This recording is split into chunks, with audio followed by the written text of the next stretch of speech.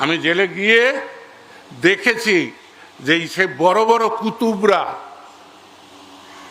5ই আগস্টের আগে যে ভাব করত সে ভাব ধ্বংস হয়ে গেছে। আল্লাহ ওই ভাববাদীদের, অহংকারীদের, দাম্ভিকদের পছন্দ করে না।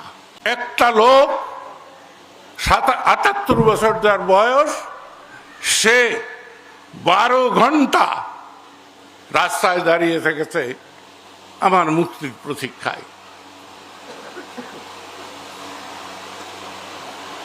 আমি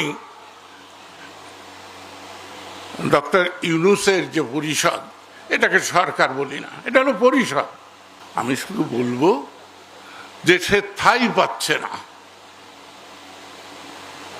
পাবেও না।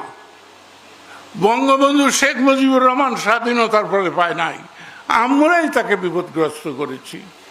জিয়াউর রহমান কামান দেখে এসেছে, পারে নাই। এরশাদ পারে নাই, খালেদা পারে নাই, আরেকজনের নামই আমি নিতে চাই না। একটা খুনো যা, 1000টা খুনো তাই। আমরা গণতন্ত্র বলবো, আমরা বঙ্গবন্ধুর ঔরসজাত সন্তানের দাবি করব, আর মানুষের বুকে ব্যানট চার্জ করাবো, গুলি করবো, এটা হতে পারে না। আমি বজরুর সাথে একমত যে আল্লাহর অপার করুণা